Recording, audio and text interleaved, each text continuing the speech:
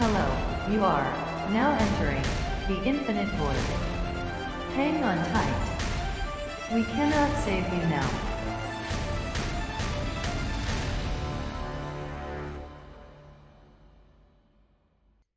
Hello and welcome to this week's episode of The Infinite Void. I'm your co-host Matty. And I'm your co-host Jacob, and today's episode is a Halloween special, and we're going to be looking at the scariest possibilities.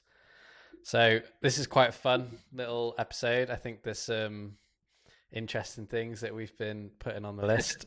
It's quite fun to think about.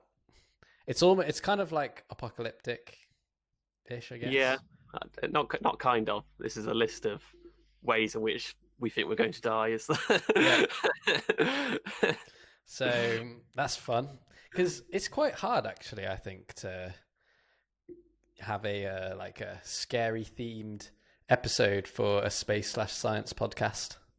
Yeah, I think space on the whole is quite positive in general. So. Yeah, that was definitely the thing I found this week when I was trying to for the last couple of weeks, even when we've been trying to think of episode ideas and stuff. There's only so much you can do without it being really cringy. Yeah. But I think we've managed to get. Yeah, we basically managed to find 10 things that we think are contenders for the scariest things in space or scariest possibilities for our demise. Yeah. I think we're just going to sort of run through them and discuss them a bit, and maybe try and get a short list or something. But yeah, we'll see where it takes us. Yeah, and I think this is quite funny, really, because if 2020 wasn't bad enough, this list will definitely make you feel loads better. Yeah, I mean, it's almost quite circular that the last couple of episodes we've ended on a rather negative note, so we might as well kick off where we left it. That's right. Shall we crack on then? Who wants to go first? You can go first. Are we going to be working from the scariest thing first or the least scariest thing first? Let's start with least scary and work up, and I'm sure as we go things might be rearranged as we have some sort of epiphany, but we'll start at the bottom then. So I think number 10 is the ultimate heat death of the universe. Yes. I don't think it gets much sort of bigger or grander than that, does it? So this is obviously inevitable in the long term. For those of you that don't know, the heat death of the universe basically says that as all of these stars and nebula and things spread out as space continues to expand, that eventually stuff just becomes so far apart that it doesn't interact anymore. So sort of happening all the time in nebula and in galaxies, you get sort of stars being formed and then they generate new elements, and then you get supernova and you get this sort of cycling of stars material. If things just continue to spread out, then you basically just lose all of those interactions, and you end up with a situation where things are so far apart that nothing ever really changes. And ultimately that means that you don't get star formation, and that means that you don't get sort of chances for more advanced chemistry and physics to happen. So life just will inevitably fizzle out, I guess. This was actually, I've got a question for this, because I've watched a lot of those videos where it shows a quick time lapse of the universe, and you can see it fizzle out into nothing, and then all the suns go out and all this kind of stuff. Yeah. And I only recently learned that the universe is expanding in outwards from everywhere kind of thing, isn't it? It's from every point. So does that mean eventually then with heat death there will come a time where if anything was alive, say a human, we'd notice because we'd be so separated, or would we not notice until it was too late kind of thing? I think it's a very difficult question to ask if there would be life at the, this, unlike some of the other events that we're going to talk about, this isn't a sort of dramatic moment. Something happens. So saying would there be life at the moment that the heat death happens, I think it's quite a difficult question. But I think it's more the fact that it seems like life as we know it sort of relies on chemistry happening, which ultimately is fueled by energy from the sun. So if you get to a point where suns aren't being formed anymore, and what suns there are eventually just sort of die and cool off, then you're not getting any energy sort of transfer in the system. You've basically just got a static system. So Yeah. I guess it's possible that the last, let's say, human is sat there and will just consume whatever energy that was left. But then there's no sort of new energy being, not, I don't want to say created, obviously, but there's no new energy coming from a source to your sort of system. So I think it's a difficult question, but it is difficult because unlike the other things, it's not a dramatic moment, which I think is probably why it's further down the list. Is it's not as dramatic, it's not as scary, and it's a long way in the distance. I don't think we have to worry about it too much. Yeah, no, it's a very, very long time away. It's an interesting thing, just the idea of the end of everything. Yeah, there's kind of like nothing you can do about it. But I think actually that it's quite a new idea almost, this heat death thing, because for a long time there was the idea of the big crunch, that the universe would sort of collapse back in on itself. But with the discovery of sort of the idea of dark matter, actually we've seen that the universe is starting to accelerate outwards, which we think is fueled by dark energy. So I'm sure as we sort of discover more about that, it will become a bit clearer. But at the moment, it looks like everything is going to end in heat death. So that's why it's made the list, I think. Yeah, no. And then should we move on to the next one? Yeah, I think so. All right. So number 9 is the galactic impact. And this essentially is Andromeda colliding with the Milky Way. Yeah. So again, with like the heat death, this is inevitable. This will happen. They think between 3 and 5 billion years from now, Andromeda, our nearest galaxy, is going to collide with the Milky Way, which, if you looked at it in a night sky, would look spectacular, because Andromeda now is sort of like a smear about the size of your thumbnail if you held your arm out full length, sort of thing. I was going to say, if you're like in a designated like dark sky spot, I think you can actually see it. Yeah, with the naked eye, but not like it looking like a full-on galaxy, but you can see the area of it. Yeah, it looks a bit like a sort of orangey smear, but you can imagine that sort of coming towards us, and it would fill it would fill all the sky as we sort of collide with it. So it would be absolutely spectacular. But I think there's sort of two sort of things that can happen that are bad for us.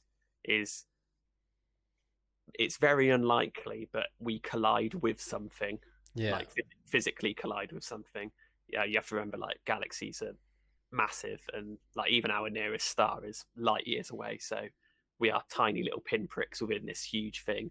So it's very, very unlikely that we'd actually collide with something. Yeah. More likely is that we come close to sort of the massive part near the center of the galaxy, perhaps a black hole or something, or another large star, and that just sort of shifts our gravity, and we get flung off into deep space somewhere out of our solar system. Yeah, I was gonna say, I've seen some really cool like animations on social media and stuff where you watch them both collide, and then you watch like little bits like stray off and fly off. Yeah, they get influenced by other things, and it's cool because when you first watch it, you're like, oh my god, that's devastating. But it is, like you said, like space is so big. Yeah, the chances of you hitting anything are actually like very slim. Yeah, I mean, the vast majority of stars, Andromeda will collide with us, and then the Milky Way and Andromeda will sort of circle around each other until they merge into one mega galaxy. And the majority of stars will just fall into that mega galaxy as they merge. But there is this sort of possibility that we get hit or we get flung off somewhere. So, yeah, I think mainly it will just be an awesome thing to see. Like if you just sort of Google like artistic impressions of this, you can see the sky just lit up with stars. And then, like, occasionally when things collide or gas sort of clouds, they get shifted by the gravity. They sort of coalesce and make new stars. You just get this amazing period of like star formation as well. which would be so bright. Would it kind of like render all of the star maps and stuff we've got now useless? Because everything would get like flung around, or would like some things stay in place and then there'd just be like new stuff? I don't know. I off the top of my head, I don't know how many stars we look at are stars or galaxies, because obviously other galaxies wouldn't be affected, but any star within our galaxy would potentially be moved around. Interesting. But I think, as I said, most likely things will be fine, but there is a possibility that we get absolutely freight trained by it. Yeah, I watched this like little cartoon where somebody was explaining how like gravity travels at the same speed of light, and they were showing like this diagram, and like when the sun disappeared, the speed in which Earth just like blasted off into the oblivion. Yeah. I just saw it and I was like, wow. Yeah, I mean, if another star sort of like just passed through our solar system, like that would be end game. Like, things would just get flown off everywhere. So, I think it would be pretty cool. And out of everything on the list, I think it's more of a wonder rather than a scariness. But yeah, you've also probably got the problem as well, like if it influences other stuff in our solar system. Like you've got then like a planet or something that then is on a collision course with you. Yeah, definitely. It's possible that another planet could collide with us, or we get dragged out into the asteroid belt or something. So imagine that and just get blipped. It'd be like, what's the name of that game? There's a game where it's like a universe and you can just like simulate stuff. Have you seen this? Yeah, I know what you mean. Yeah, it'd just be like that when someone's just got it on like infinite respawn with just like asteroids hitting the planet and just spelling out your name. Yeah. Shall we move on to number 8 then? Yes. Number 8. The sun's expansion / death. So there's kind of like 2 dates in this one, isn't there? Yeah. I think for the expansion, it's like 5 billion. Something around that sort of time scale. And then what's the death for the sun? I can't remember off the top of my head. I honestly don't know. I think it's like 7, maybe 8 billion. Yeah. We're good. But say it confidently and we'll roll with it. That's But yeah, no, this one's a fun one because it's like we were saying a couple of episodes ago. This whole idea of like ensuring our species survival and becoming multi-planetary. Yeah. Like, if you want to ensure the species survival for like billions and billions of years, it almost seems like we have to be like multi-star, kind of like, I don't know. But yeah, it's interesting because when it expands, it also creates a lot of like new opportunities. I was reading something where they were saying how when it expands to being a red giant and it engulfs like Mercury, Venus, Earth, and potentially Mars, or Mars might become like the new Mercury. Yeah. The moons on Jupiter and Saturn, so like Titan and Io and all of them, they'll have more like similar like temperatures now to Earth kind of thing. Yeah. And they were saying that it's a possible place for us to like go and live when this happens, which I thought was interesting. Yeah, so these further out planets will basically become the new Goldilocks zone, wouldn't they? And be similar to Earth now. So, short term, in 5 billion years or so, there's a potential that these other planets and moons will become habitable. Not planets, they're gas giants, but these other moons will become habitable. The longer term thing is that the sun obviously just dies and fades away, and becomes. My physics teacher's going to hate me now, but it will become a brown dwarf, I think, in the end. Yeah, I was going to say, actually, I saw something about this, that they were saying that, like, super far in the future, that'll be, like, the last place that, if there is any life, that's where it'll be living, like, around all these brown dwarfs that are, like, on their Yeah. last legs, and there'll be barely any light in the universe, and everybody will just be like living near these super hot, dense Mhm. things. I was like, that's crazy. Yeah. So the sun, for anyone that doesn't know or isn't familiar with this sort of stuff, the sun's not massive enough to go supernova. So it will expand out and become a red giant, and then eventually it will just shrink and become a dwarf star, which will over billions of years just sort of cool off and die, basically. So the long term thing is that you end up with a cold dead star, which life wouldn't be able to exist around anyway. So that's the long term. We've got quite a small sun, haven't we? Yeah, I think. God, I'm trying to remember stuff from years ago now, but yeah, I think our sun is about average, but isn't big enough to do the cool supernova stuff. So Yeah. we're a main sequence star, and I think we're sort of in the middle of the main sequence. So most stars are similar to us. We just happen to be on the smaller side of normal, I think. There's a supernova's when it starts trying to like fuse like it into iron, isn't it? And then Yes, it can't like hold it. Yeah, without going too much into it, but basically a star will burn hydrogen, so we'll fuse hydrogen together to make helium, and during its main life cycle it will just do that. But ultimately when the hydrogen has burnt out, it then starts to fuse heavier elements together, so we'll start to fuse like helium and things together. And there's this curve, I can't remember the name of it, but it's a curve of the energy that's given out in these sort of interactions. So it's stable up to iron, so it will just keep sort of chugging along. It will sort of expand as it's doing this because just of the nuclear mechanics of it. But once it gets to iron, it takes more energy than it gives out. So at that point, all of your nuclear force that's sort of propping up against gravity and pushing outwards, all of that pressure from the energy being produced just instantly turns off, basically. Yeah. The iron isn't giving anything out, so it will just like almost instantaneous just collapsing on itself as the sort of the pressure collapses. But yeah, I think you have to be about 8 solar masses to go supernova. Yeah. So yeah, there's no chance of the sun doing that. Ours will just expand and then die. So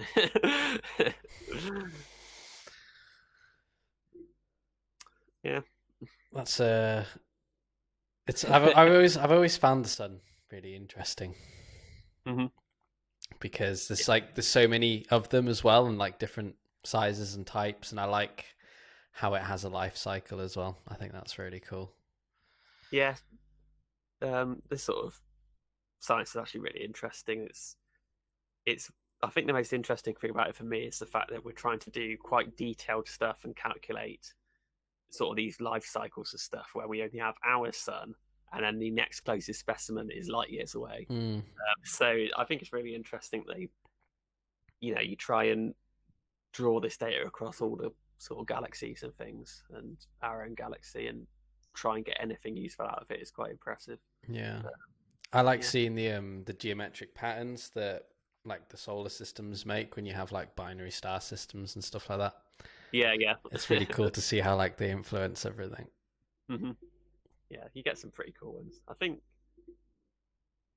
like this is another thing that they've sort of just as naturally come about as we sort of observe more of the universe, is that binary star systems aren't that uncommon. There is quite a lot of them. So, and that would be obviously awesome to see. But maybe one day. So in fact, while we're talking about this, I'm going to ask you about this. So I've seen a conspiracy theory, Matty, and I want you to shoot it down.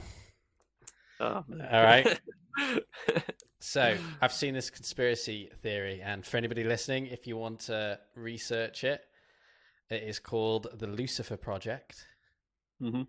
And I don't know much about it, so I'm not going to dive in and say who it was that made it, but I think it's the idea that like some organization, it could have been NASA, had the idea that if we sent enough not like nuclear bombs, but had like could cause a big enough reaction on one of the gas giants, we could turn it into a sun. Oh. Yeah. And this whole idea, when I was reading it, was ridiculous. They were talking about how like Voyager had Mhm. enough nuclear like matter on it to actually be able to do this. And same with Cassini. And I was reading it and I was like, I'm not sure that I, that's actually a thing. I And don't think that they seem to have completely misunderstood how stars work for a start.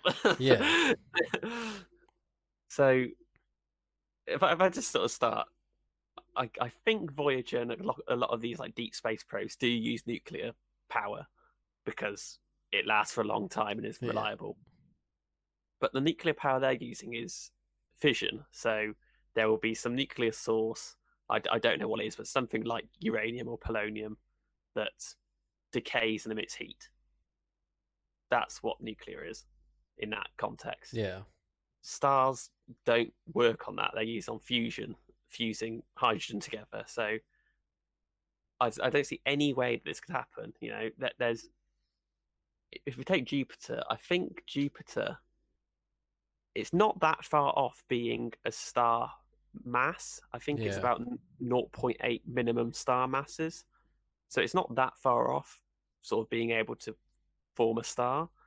But the problem to get it to form a star, you don't need to blow it up or put energy into it. You need to give it mass. yeah, And as almost all the mass in the solar system, I think 99.9% or something of the mass of the solar system is already in the sun, where would you get zero point 0.2 solar masses from to put into Jupiter? yeah. So is that debunked enough?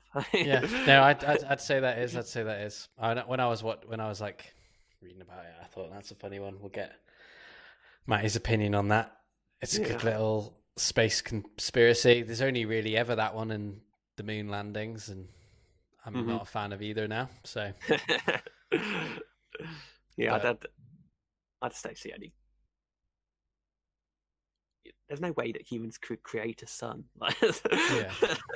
And as well, could I just say, like, even if it was like a slight possibility, would we want to try that? It would look pretty cool. It like, yeah, but like the implications for like our solar system if we had another sun, would it like completely throw everything?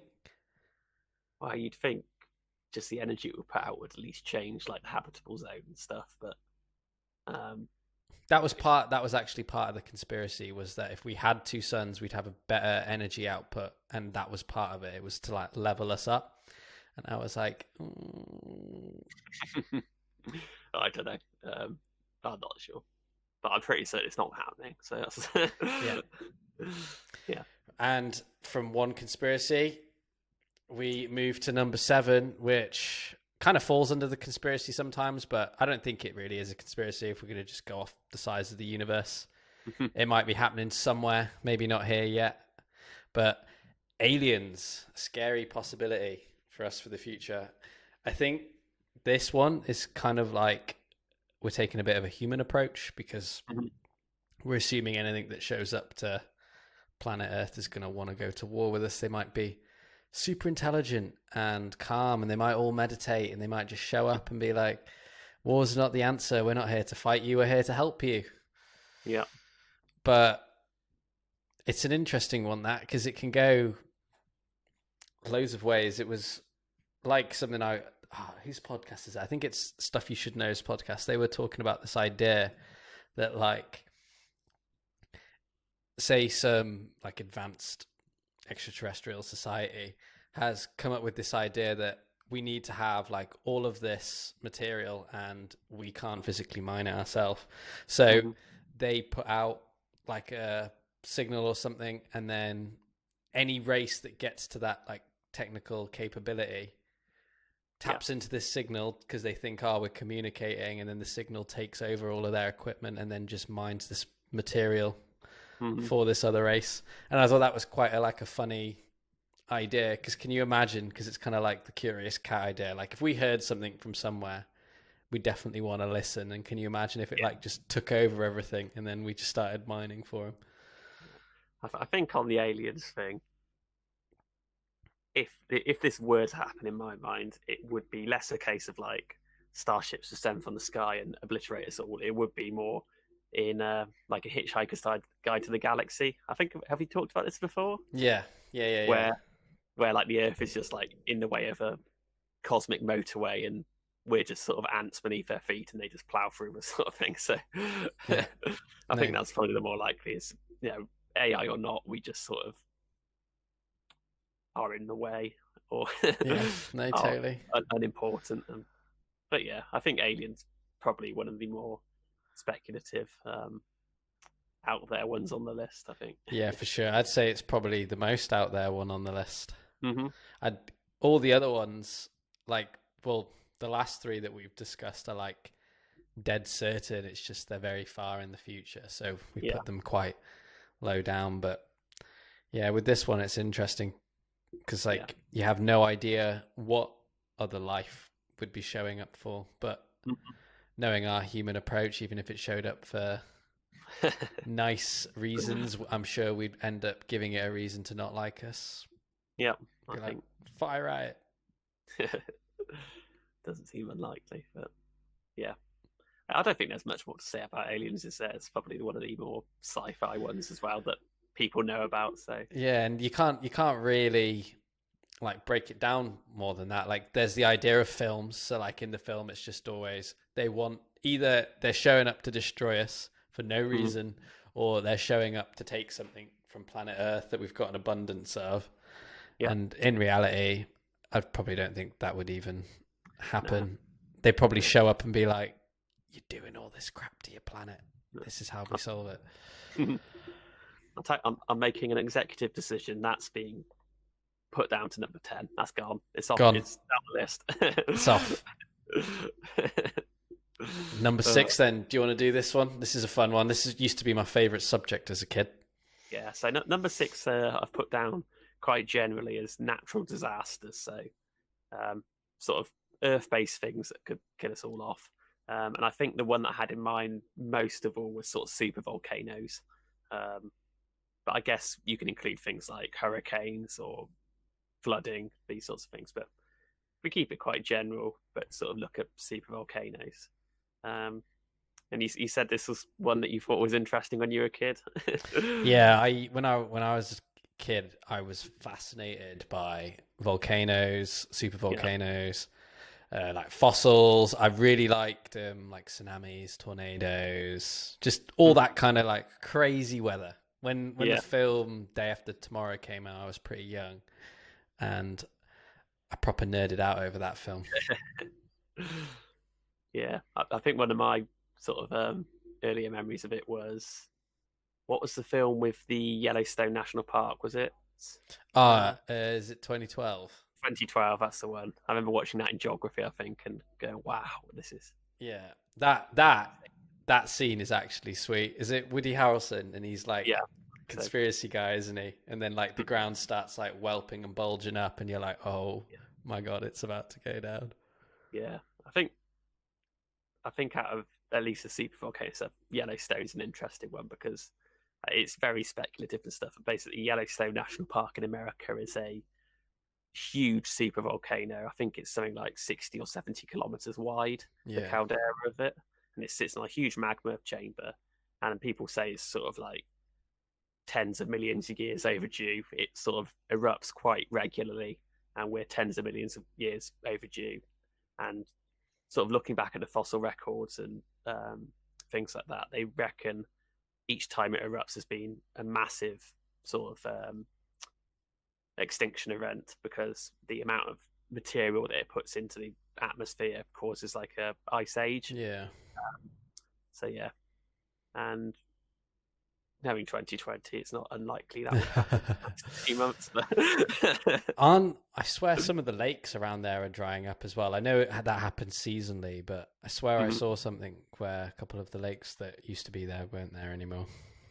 Yeah, that could be obviously climate change related as well. But I know they did. I think they monitor it quite closely, and that I think with our current technology, we should get a decent amount of warning for it, just from sort of, because usually super volcanoes and volcanic events are preceded by earthquakes and seismic activity. So fingers crossed we can hold out for a little while longer. But it seemed, again, like the earlier ones, it seems like something that's going to happen. It's just a matter of when and how bad it would be.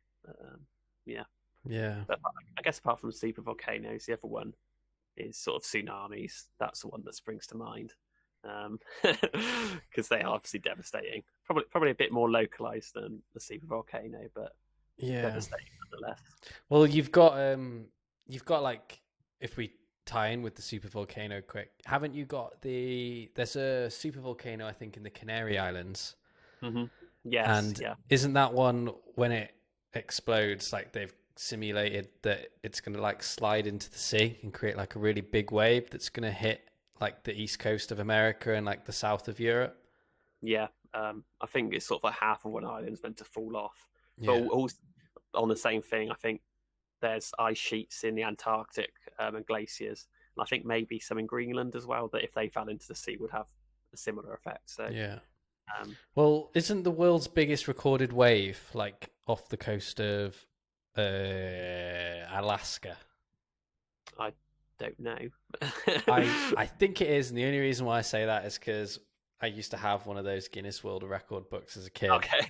And I think it's bigger than the Empire State Building, and I think it was, from what you just said, like a glacier or something up in near Alaska kind of like collapsed off in, and the wave went over a small island.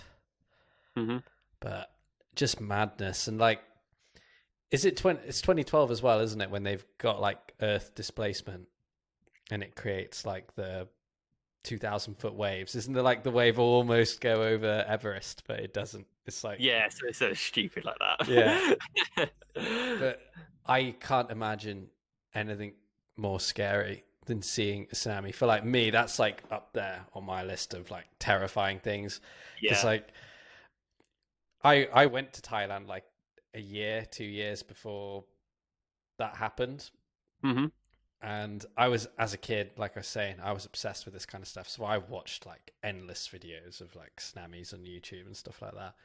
And just, I can't think of anything more scary. Like, just imagine being on the beach in the sea, just like first of all, being an earthquake, and then the sea just going out, and you just being like, how quick can I get out of this situation? It's when you watch the ones back from like Japan and stuff, the speed with which it comes in as well is just incredible. And all like the debris that's in it as well. I think that's actually what kills most people, is they get caught up in sort of debris and sort of get trapped underneath stuff and things, rather than the water itself. Because doesn't it like go out and come back in as well? Yeah, it can do. Nightmare. Yeah, it's nightmarish, isn't it? And then you get, what other natural disasters are there? There's not really any other ones that are like devastating. You've got like tornadoes and stuff, but they don't like do. I guess you have things like locust plagues. They could potentially wipe out enough food that it causes massive issues, and that already happens to a certain extent. There's a really bad one in Ethiopia, wasn't there, where a lot of people sort of starved. And the cause for tsunamis, earthquakes, can't forget about them. But I think apart from the super volcanic one, they're probably a bit more localized, and that's why I sort of focused on the super volcano, because out of all of them, I think that's the one that could globally affect things. You know, with like super volcanoes, how many are there on the planet? Because there's a few, isn't there? I honestly don't know. I think there's 3, but if I'm wrong, somebody let me know. But I think there's 3. But no, I find all that kind of stuff so fascinating, because like you've got like the different ways it can explode and stuff as well, and I just love it. You can go up into the atmosphere and, like you said, cause an ice age, or it can be like a bonkers explosion, actually just like wreck everything in the area. But Yellowstone is massive. Yeah. That I think that's the one that sort of stands out of all of them, but probably because I had the film made about it as well. But Didn't pretty, I think they'd say, don't they? Like you'd hear it in the UK if it erupted. well, I think the Krakatoa eruption, which is in Indonesia, I think, maybe, somewhere over that way. I think they said the sort of explosion, the sound wave from that went around the Earth 3 times, and I think it blew windows out like 2,000 miles away or something stupid like that. And people in Australia like audibly heard it and like were shocked by it. So That's insane. yeah, I think it's the loudest thing ever, by a considerable margin. But yeah, guess moving on to number 5, going back to space again. Black holes. Black holes. Mm-hmm. So this one for me, I wouldn't be too worried about, because I feel like if that's happening in that situation, there's not really a lot you can do, and you probably wouldn't know about it, or would you? I guess you would, depending on the size of it. Because don't they say if it's a supermassive black hole, or if it's large enough, you'd be able to like survive going past the event horizon, but if it's like normal size, I honestly don't know. There's still a bit of a mystery. Like we've never actually seen the black hole at the center of our galaxy. We are pretty certain it's there because we don't know of anything else that we get out massive in such a small area. But we've never actually seen it. Or have we? Did we get a picture of that recently? Either way, they're still quite mysterious, and I guess on this one it's a bit more speculative of how we'd even encounter one. The only thing I can think of is going back to the galactic impact, where we sort of unfortunately are on the collision course of a black hole at the center of another galaxy. Yeah. I don't think it's really possible that there would be just like a small rogue black hole that we haven't seen, but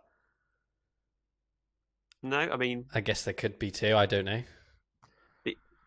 There could be, I guess, be one out in deep space that just hasn't encountered anything in our lifetime, so we haven't seen it, and one day it'll pass through the solar system and that'll be it. But yeah, I think it's unlikely.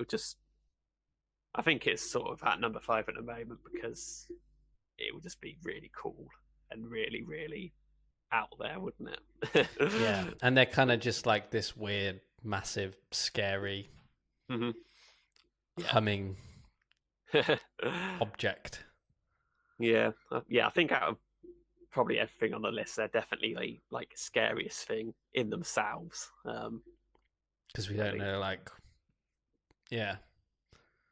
It's funny because like when I was a kid, I always thought that they like went somewhere for sure. And it wasn't until I like got older and I learned that like it's just a kind of like an infinitely dense point, stuff like that. Because I always used to be like, well, it's got to go somewhere. It'll be fine if everybody goes into it. I'll be the first person to jump into one. But it's kind of like, no, I don't know now, actually.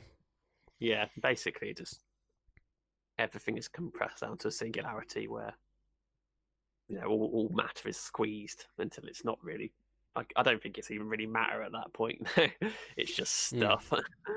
I think the thing that I saw was if it's big enough that the event horizon is kind of like on a similar size to you, which means it has to be massive.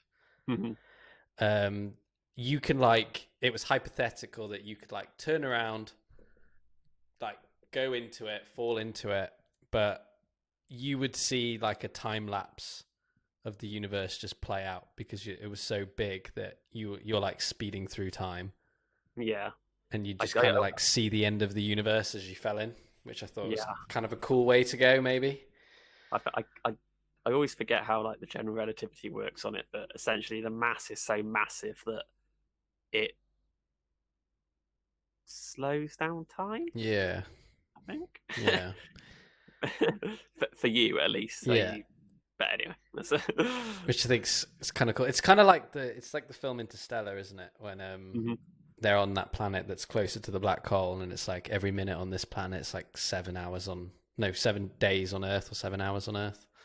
Yeah, But I love that film. I love Interstellar. I think it's a good film. It's a quality film. Yeah. Number 4, AI. Yep. Scariest Possibilities. This one is kind of like the Pandora box. It's our thing. We're yet to do an episode on AI, although last week was automation. Kind of touched on it a little bit. Yeah. It's I fun. think this will come up in the probably near future. We'll do a proper episode on it. But I guess for the purpose of this, I think, again, like the aliens thing, I think it would be unlikely that we develop an actually evil AI, something that sets out to kill us. Yeah. More likely would be it could be as simple as we tell it to do a task, solve a mathematical problem, but the problem is unsolvable. But the AI, which says, okay, I must solve this task, just in doing so consumes everything. That's there's no sort of bounds on it. It's given the task of solving a simple mathematical function that turns out to be unsolvable, and as such just consumes everything on Earth. That's my sort of thought on it. It's more likely to be accidental, unforeseen stuff than we create something that tries to kill us. But, isn't there like something similar to that called like the grey goo hypothesis or something, when it's like the idea that we might accidentally be like, oh, we want you to create this, and then it runs out of resources or methods to create that, so it starts like at the nano level converting like human DNA and stuff into like paper clips, for instance, because it has its job to do and no one can shut it off, and it just converts the whole human race into paper clips. Exactly. Like, that's obviously it could be as simple as that. You tell this AI it needs to do something that it needs carbon for, so it just uses all like the coal and stuff we have, and then it starts to mine stuff, and it takes over the computers and sort of starts to mine coal, and it gets to the point that the only carbon left is carbon-based life forms, and like you said, just begins to deconstruct us to do something with. All of humanity turned into paper. Some of the race comes along, they're like, oh no, they didn't get past the great filter. This was it. Yeah. It's a wasteland full of paper clips. Half sentient paper clips that are just lying there now. But no, it's an interesting one, that, because it's like you said, you almost have to think about like it is a toddler or something, and you have to tell it absolutely everything. You can't give it the benefit of the doubt. Yeah, but I think that's the next problem, is that the whole point of creating an AI is that you want to be able to leave it unsupervised. Yeah. If you're just going to sit there and code very, very meticulously to do one thing, that's not really AI, is it? That's a computer or code. So AI in itself has a level of uncertainty that even AI that we have now, and simple stuff like, even the YouTube algorithm, it's just a black box. We don't really know what it's doing. Yeah. You tell it to do something, it does something, and out comes the result, and all you can do is tune it to change its inputs to sort of try and change the output of it, but we don't actually know the process of what's going on in there. And once you get to sort of the artificial super intelligence that people are trying to develop, and sort of general artificial intelligence, there's no real way to, and I think we'll talk about this more in the episode we're planning to do on it, but there's no real way to control it, because it is by nature uncontrollable in some ways. Yeah. But yeah. So, shall we get back to spacey stuff as we enter the top 3? So, at the moment, in number 3, we have cosmic flares, or sometimes called coronal mass ejections. So I don't know much about these, if I'm honest with you. okay, I know so, a little bit about it. so a cosmic flare is a natural thing that the sun does, and I don't know the full sort of what's happening inside the sun, but essentially something happens. You get these hot spots, and it just chucks out a load of energetic particles. Yeah. So sort of cosmic rays, energetic particles, and they just fly out. And these are quite common. I was looking at the just Wikipedia page, and I think it's sort of on the order of a few a day that Yeah. these happen. It's just whether we get hit by them and the sort of scale of them. So the sun goes through these cycles, I think every 14 years or so, might be 7 years, but it goes through these cycles of sort of energetic and less energetic periods. I think it's actually 11. 11, there we go. You knew. But it goes through these cycles, and occasionally you get these massive sort of cosmic flares, these coronal mass ejections, where it just spurts out a load of stuff. And it's not so much a problem for us, it's more the fact that the energized particles can destroy electronics. Yeah.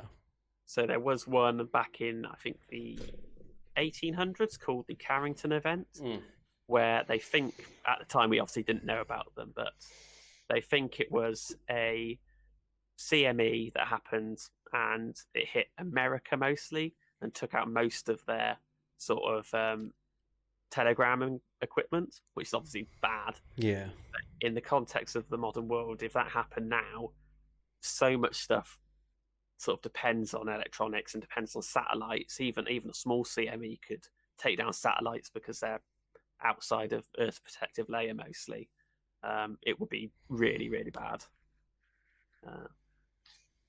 Like Northern Lights and auroras and stuff, that's all kind of like solar stuff, isn't it? It's all just collecting at the poles. Yeah, exactly. So that it's basically the same thing. What's happening there is these energetic particles, they get sort of hoovered up by the Earth's magnetic field and shunted up to the poles, where they interact with the atmosphere at a lower level. So that's what's happening there. A CMA is basically that on a massive scale, and there isn't enough magnetic field to stop it all, and it breaks through, and it either destroys satellites because they're outside of the most of the protection, or it gets down to Earth and destroys loads of electronics. So, well, if it's really strong as well, can't it actually like not destroy, but it can like penetrate our like magnetic field and stuff, and like sterilize like the surface of a planet? Yeah. I wonder how many times that's happened in the history of the universe. Like, I wonder how many planets there are orbiting stars in the universe that just happened to be in the wrong place at the wrong time. For like this to happen, for a cosmic flare to like blow off the side of the sun, travel through space, and that planet just orbit into it, that might have just had basic bacteria life or something, and just instantly back to square one. I think on Earth we're quite well protected with our magnetic field. Obviously, on other planets where they don't have that, it would be potentially much worse. But actually, that brings us on to number 2, which is gamma ray bursts. So these would sterilize life. Like there's no denying this. So gamma ray bursts are, we think they're mainly from sort of supernovae or black holes, pulsars, these really massive things. And they basically shoot out these huge like bursts of gamma rays in these amazing sort of like usually 2 directions from the center of the disk. And if Earth passed through one of those at a reasonable distance, a star in our own planet, in our own galaxy, that would sterilize life. There's no doubt about that. It would be gone. Yeah, pretty much completely. Gamma rays are not good. For life. No one's going to be turning into the Hulk. It will just be silence. It'd be like pouring bleach all over the planet. Yeah, pretty much. And I think the other thing why gamma rays are a bit more dangerous is obviously they're not our own star, they're not our own system, so they're a bit more out the blue. We sort of have a bit of information and ability to forecast cosmic flares and stuff. There's not a lot we could do about it, but I think in worst case scenario, if it was like, oh, next week we are anticipating a cosmic flare is going to hit us, it will destroy most things, they would be able to perhaps basically shut off the mains. Yeah. just try and isolate as much as possible. So We're going dark, planet Earth. yeah, I mean, which wouldn't be good, but you would at least try and save most infrastructure long term. Gamma ray bursts would come out of nowhere and would just sterilize the planet. So yeah, I think that's why they've sort of gone up to number 2. Cosmic flares are at number 3. And then at number 1, can we get a drum roll? We have got asteroids, which I think is fair. Yeah. I think is like the scary thing in space that might be coming to get you is probably an asteroid. I saw a diagram of all of the known asteroids in our solar system and then where Earth was, and it just made me feel sick. Yep, there's a lot of them. I think, yeah, asteroids, they're the sort of classic space Earth-ending thing, aren't they? We know they've done it in the past. With the dinosaurs, they believe that was an asteroid strike. But it's almost like the perfect storm of there's loads of them, they're quite difficult to track, and they have the potential to end all life on Earth. Yeah. And even, tear apart the planet. So it's like the perfect trifecta of everything you want in a Armageddon scenario, isn't it? Yeah. No, there's a lot. It blew my mind, really. And you've got Jupiter as well being the MVP of the solar system, kind of just moving everything around in the Oort cloud, because that blew my mind when I saw that diagram. And if you're listening right now and you don't know what I'm talking about, you should Google this, because it's insane seeing Jupiter push all those rocks around. Yeah. It's like pretty convenient for Earth that it's just sitting there. I think we're quite lucky that we have the moon. It seems to, I think scientists think it helps absorb a lot of stuff, at least. But yeah, the one that I was looking at, it's actually a comet. Apologies, but so it's called 109P Swift Tuttle. Great name. Absolutely awesome name. Luckily, I think it's part of the Perseid meteor shower. I think maybe we see it, maybe not. Who knows? But yeah, this comet comes around every 133 years. We track it quite well. It's not forecast to come past again till 2126, and it won't hit us. There's absolutely no chance it's going to hit us, because we can track it really quite well for the next 2,000 years at least. But in 4479, there is a very, very small chance, like 0.0001 chance, that it will collide with Earth. And just sort of as an indication of the scale that we're talking about when we talk about this, where's the numbers I had for it? I've lost my data. It was something like the equivalent of 200 million Hiroshima bombs going off. Oh my god! It would be bad, really, really bad. But yeah, that's just sort of the scales we're talking about. Obviously, it wiped out the dinosaurs. That was one event. And we do know, when we look at our own moon, if you look at the one side of it, there's a lot of very large asteroid impacts on it. So this stuff does not seem uncommon. And it does seem to be pretty devastating when it does happen. So I think probably it's a matter of time when it happens again. Yeah.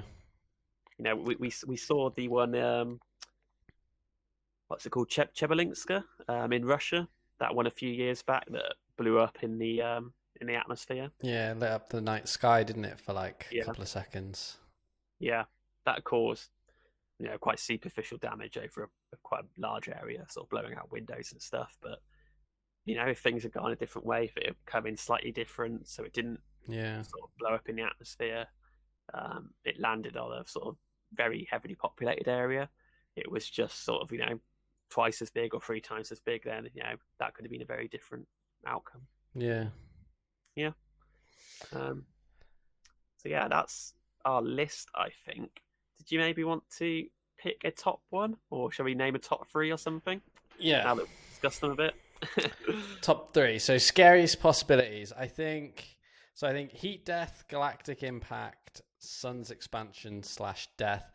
They're all like inevitable. They're gonna happen. So I don't really think they're that scary because you kind of just got to accept it almost. Yeah. So I would say my top 3 would probably be asteroids, followed by natural disasters, followed by cosmic flares.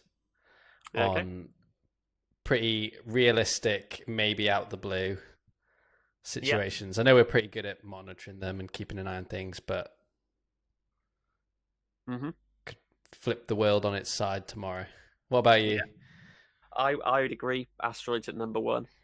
I would also say natural disasters in the top 3 as well, and I would put in as wildcard AI. I think we're as I said, we'll come back to it in a future episode, but I think we're at a sort of point now where we need to start thinking seriously about this. And it could be very, very bad. But I think if I was going to order them, I would put number 1 asteroids, number 2 AI, number 3 natural disasters would be my top 3 scary things in the universe. I like it. Mm-hmm. All right, then. So we did have a whole segment next instead of our little space news bit this week, and we were going to talk fully about the Crew 1 launch, but they've actually changed the launch date from Halloween now to mid-November, but maybe we could give like a little bit of a breakdown for it for this little segment today, and then that's our Halloween episode, I think. Yeah, I think this is almost a bit of like a news special, isn't it? So yeah, I think just a bit of an insight into it. So when we inevitably come back to it in a few weeks' time, we'll be able to kick off where we left off, sort of thing. So yeah.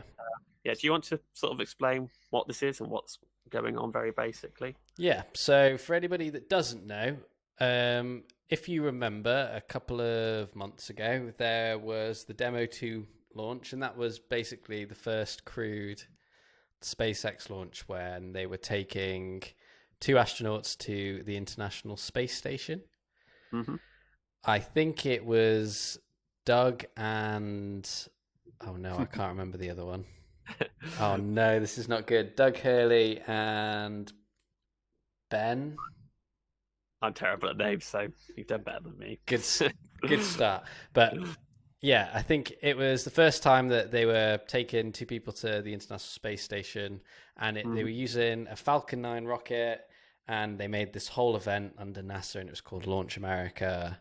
And it was pretty awesome to watch. The astronauts got to wear the new SpaceX suits, and they got to be took in Teslas down to the launch pad, and it was all painted black, and it looked awesome.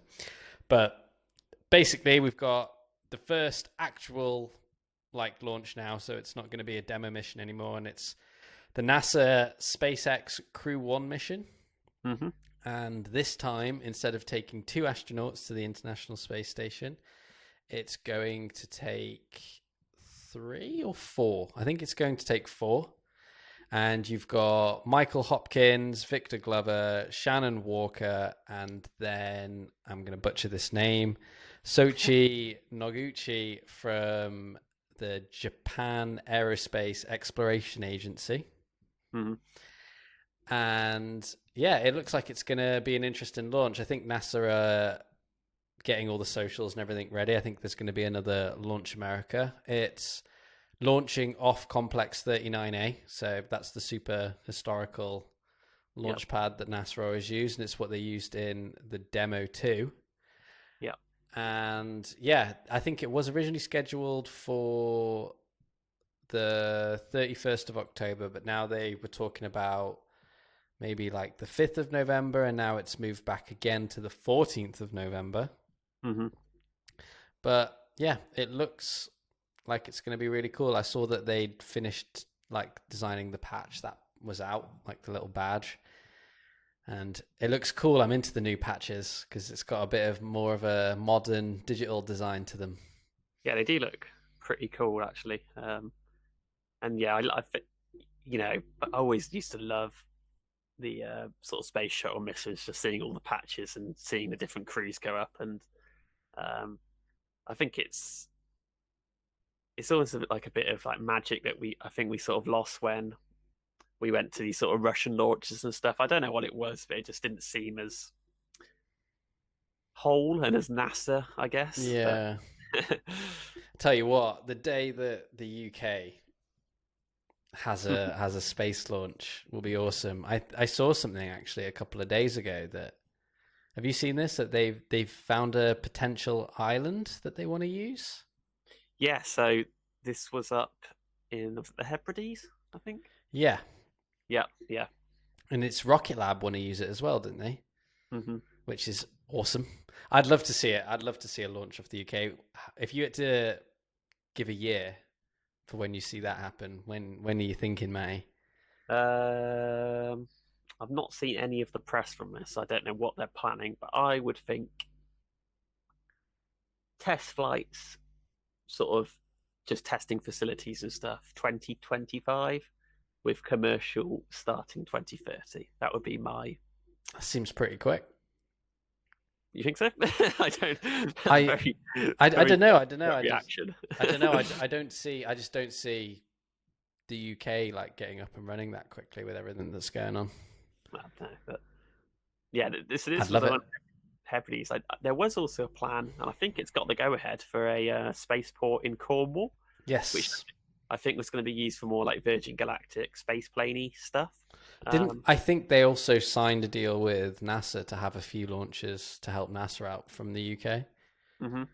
Yeah, I think I did see something about that, but yeah, it does seem to be taking off, and things seem to be going well. So yeah, but yeah, for back to Crew 1, they're after the launch, when they get up onto the space station, they're basically going to be using the orbiting laboratory, and they're going to be testing some cargo for the Boeing Starliner, because I know that it's coming up on their crewed test soon.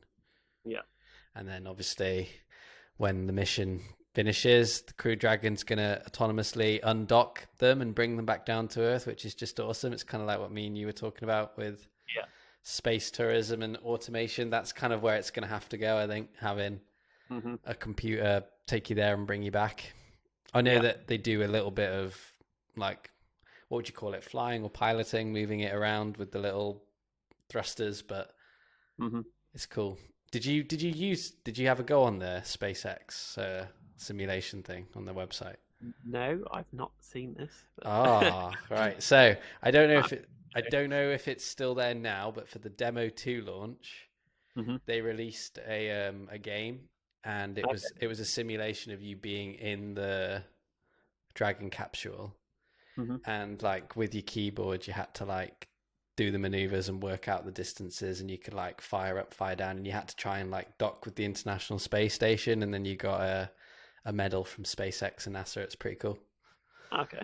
But I must have given it like 20 attempts, and I couldn't get it right every single time. Kept undershooting, overshooting. So I'm not your guy to dock anything to the International Space Station. I'll come along for the ride, but don't expect me to do anything. Yes, I guess we just have to hold on a few more weeks till mid-November and see what's happening. Yeah, I think we'll just keep this story as a ongoing update, because I'm sure they're going to have loads of things to come out for it. I think on the day of this recording, they actually announced the name of the capsule is going to be called Resilience as well.